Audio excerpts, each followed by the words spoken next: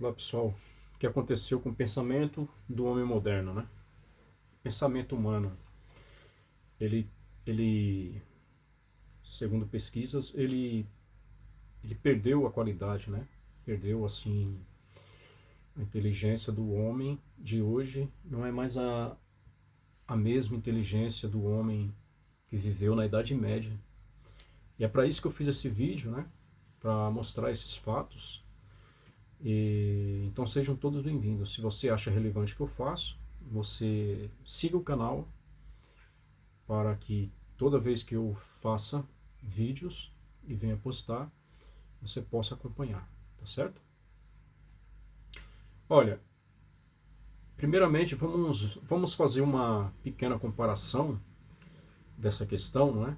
Então vamos ver a superficialidade moderna versus a medieval.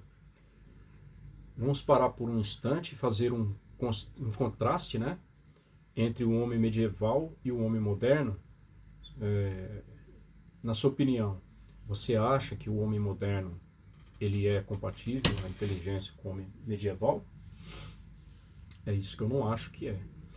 Não é só uma diferença da época, é uma diferença de estrutura mental, de ritmo e de relação com o conhecimento, né? O ritmo da Idade Média era lento e isso era uma virtude, isso não era um defeito. Hoje em dia vocês observam que a preferência das pessoas é ver um vídeo curto, não é um vídeo de segundos. E isso tem a ver com a concentração e a questão da inteligência da pessoa para absorver conteúdo, entende? O ritmo da Idade Média não era assim, e isso era considerado, né, uma grande virtude, não é? Um acadêmico medieval levava meses ou até anos para escrever um único trabalho. Ele lia os clássicos, reescrevia trechos à mão, não é? Estudava lógica antes de ousar emitir opiniões. O tempo trabalhava a favor da maturação do seu pensamento. Agora olhe para o nosso tempo. Vivemos sobre uma ditadura da velocidade, né? Se um vídeo no YouTube demora mais que 10 segundos para engatar, não é? A pessoa pula. E um vídeo, ou seja, um livro, tem mais de 200 páginas. Muita gente, ao pegar esse livro, né, não quer então nem começar, né? Vivemos de resumos, cortes, reels, pílula de conhecimento, e isso tem um preço, a perda da profundidade, né? A concentração está morrendo. O estudante medieval ficava horas diante de um texto em latim, sem distrações. Hoje o estudante abre um PDF, mas com 5 abas no navegador, né? Às vezes nem com foco ali naquilo que ele pretende ler ou estudar, porque ali existe outras abas abertas na qual ele está muitas vezes até concentrado, né? Então a concentração diante disso fica bem nítido, né, que está sofrendo, que está morrendo, né? Estudante então que tem a mente moderna está ansioso, disperso, impaciente. E uma mente impaciente não pensa, não é? Reage simplesmente. Por isso vemos tantos pensamentos impulsivos, sem base, sem análise, em todos os campos que nós possamos imaginar, não é? A sabedoria foi trocada pela velocidade. Antigamente o saber era de fato como um vinho que amadurece com o tempo. Hoje é como um fast food, pronto em 5 minutos, mas vazio de substância. Então, o homem medieval era treinado para pensar, o homem moderno é treinado para responder rápido, nem sempre para responder bem. Conclusão disso é que a velocidade é útil para a técnica, mas quando se trata de pensar, refletir e criar, a lentidão ela é necessária. A profundidade exige silêncio, tempo e concentração. Então, se queremos repensar uma sociedade com pensamento forte, precisamos repensar, não é? A reaprender, a parar, né? Para ler com calma, escrever com cuidado e escutar com atenção. A inteligência não nasce presa, não é? Ela não nasce também da pressa, ela nasce da permanência, não é? Então, vamos ver como funcionava o pensamento acadêmico medieval. O que aconteceu com o pensamento humano? Sejam bem-vindo agora sobre esse assunto. Se você ainda não se inscreveu, peço que se inscreva, né? Aqui nós vamos ver o que aconteceu com o pensamento humano. Hoje eu quero conversar com você, né, sobre algo que me intriga profundamente, não só a mim, mas a todas as pessoas que pesquisam essa questão filosófica, não é? Porque o homem medieval, mesmo com menos recurso em seu tempo, né, não tinha recursos tecnológicos como temos hoje, né, pensava com tanta profundidade. Enquanto hoje, na era da informação, parece que o pensamento se tornou mais raro. Não é isso? Se parece ou não? Essa reflexão me levou a estudar o ambiente intelectual da Idade Média. E quanto mais eu estudava sobre isso, eu confesso que mais claro fica para mim a perda da lógica, da dialética e do método escolástico. Explicam, né? Eu vejo que explicavam e explica muito sobre a crise intelectual da era moderna, né? Nesse vídeo, eu quero te conduzir por esse pequeno universo, né? Nós vamos ver como os acadêmicos medieval pensavam, né? Os medievais, como estudavam, como debatiam, e entende o que foi perdido, não é? Entender, né, o que foi perdido com o tempo, né? Como era a formação acadêmica no mundo medieval? O estudante medieval não tinha acesso a Google, PDF ou inteligência, né? A inteligência artificial. Ele era preparado num sistema de ensino extremamente exigente. Primeiro ele precisava dominar o latim, não é? Que era a língua do saber. Depois ele estudava as artes liberais, divididas em trivium, não é? Trivium, que era a gramática, a lógica e a retórica, e quadrivium, não é? Que era a aritmética, geometria, música e astronomia. Esses estudos não eram separados por caixinhas, eles se conectavam. Tudo estava a serviço da clareza do pensamento e da busca pela verdade. O aluno não era treinado só para repetir, mas para argumentar, debater, convencer e refutar. A mente era forjada no fogo da dúvida, da lógica e da fé racional. O método escolástico, explicado com exemplo, seria: o método escolástico foi o pilar da vida acadêmica medieval. Ele seguia uma estrutura fixa, muito precisa. Primeiro, uma questão era levantada, por exemplo, Deus pode ser conhecido pela razão? Segundo, em seguida, não é? Apresentava-se a objeção contrária. Depois, o mestre expunha sua resposta argumentativa e, por fim, refutava cada objeção uma a uma. Esse método é uma aula de honestidade intelectual. Você não ignora o outro lado. Você ouve, entende e responde. Exemplo prático, né? Questão: a alma é imortal?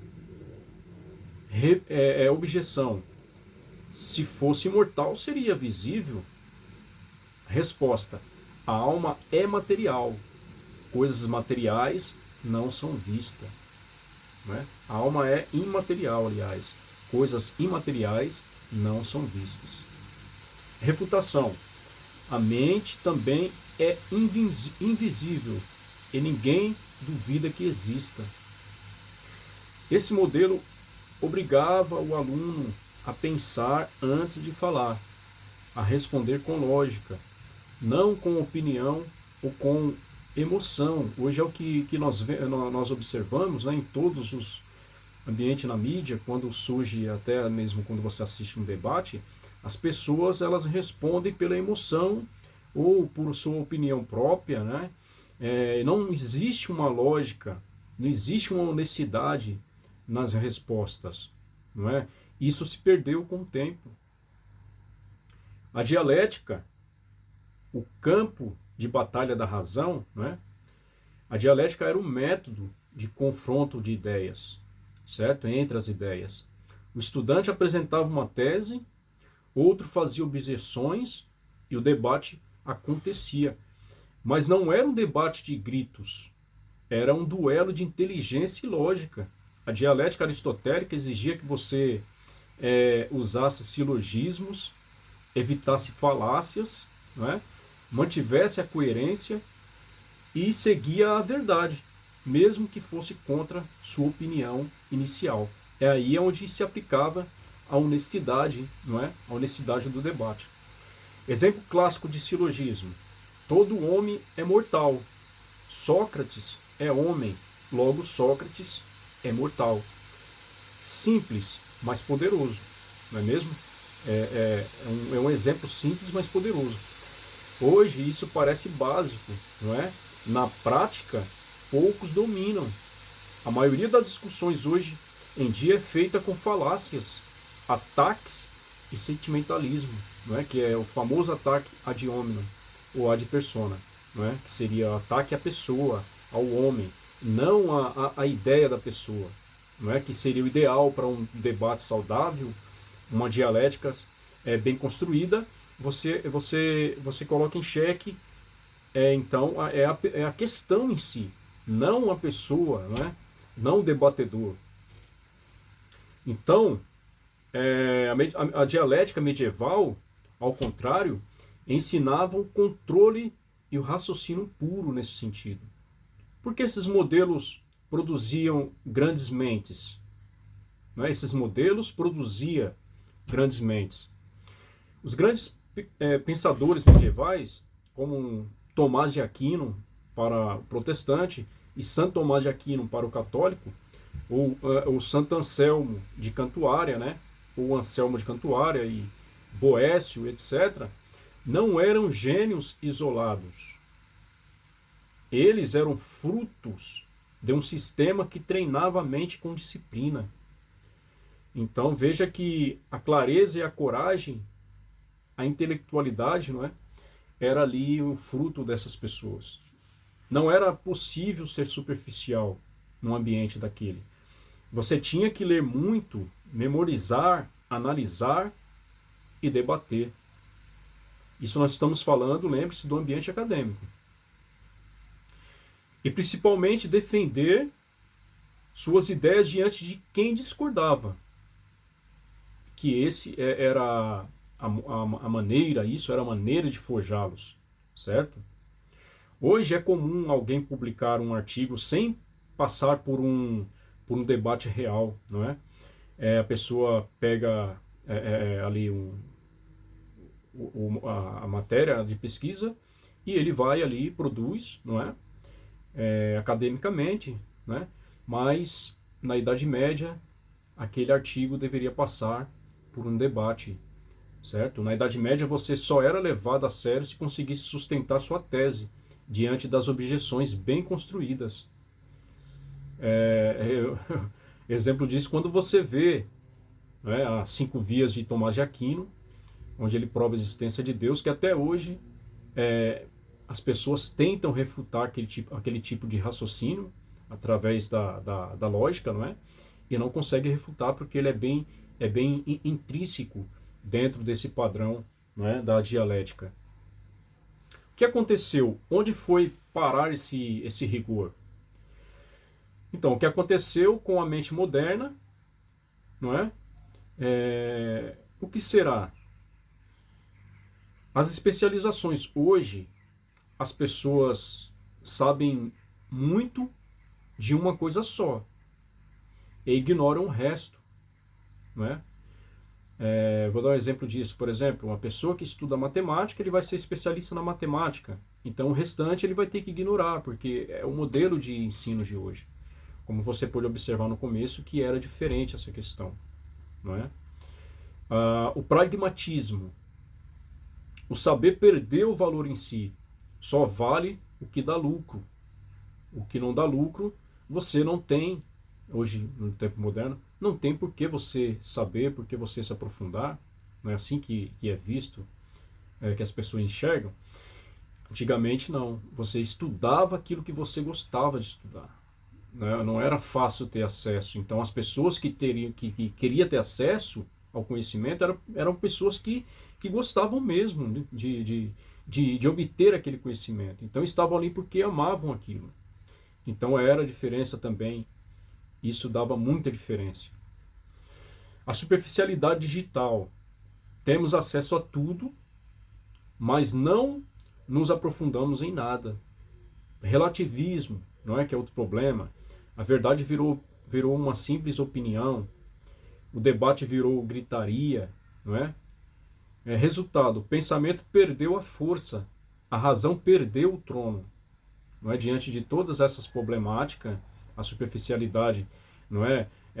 Temos acesso a tudo, mas não nos aprofundamos em nada. O relativismo, para mim, é o pior, não é?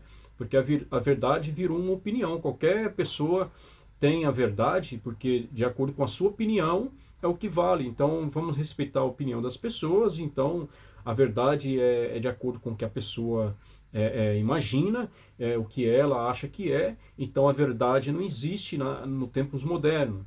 Então dentro em si do campo da filosofia, a verdade ela existe, não é? A verdade, para você chegar numa verdade, por exemplo, de acordo com um debate, você usa a dialética. A dialética ela vai aonde? Vai chegar na razão, certo? Vai chegar na verdade daquela questão. Como resgatar a profundidade, não é? Mas nem tudo está perdido. Uns acreditam que sim, outros acreditam que não, não é? Se a gente quiser, é possível resgatar esse legado, né? Se a sociedade pensasse em fazer. Aqui vão algumas sugestões práticas. Estudar lógica. Estude lógica básica, silogismos, falácias, estrutura argumentativa. Leia autores que exigem da mente. Agostinho, não é? Aquino, Pascoal, não é? A famosa frase de Pascoal, coração coração desconhece o que até a razão, o coração conhece o que até a razão desconhece, né? A famosa frase de Pascoal. Se você lembrar, você coloca aí no chat do conteúdo, certo?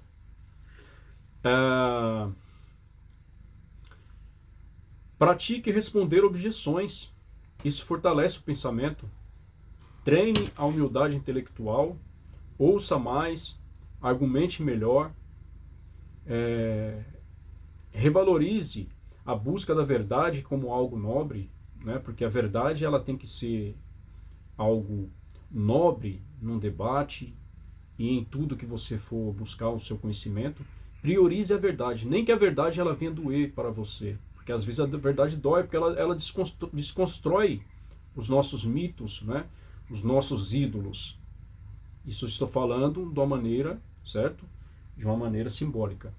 Ela desconstrói os nossos mitos e os nossos ídolos. A verdade, ela combate, não é? Às vezes aquilo que nós achamos que era interessante, que era verdade, e de repente você vem, né? Com a busca da verdade, você vai desconstruindo a sua razão, que muitas vezes não é alicerçada, não é? Numa maneira, numa lógica concreta das coisas. Para encerrar aqui, pensar é resistir.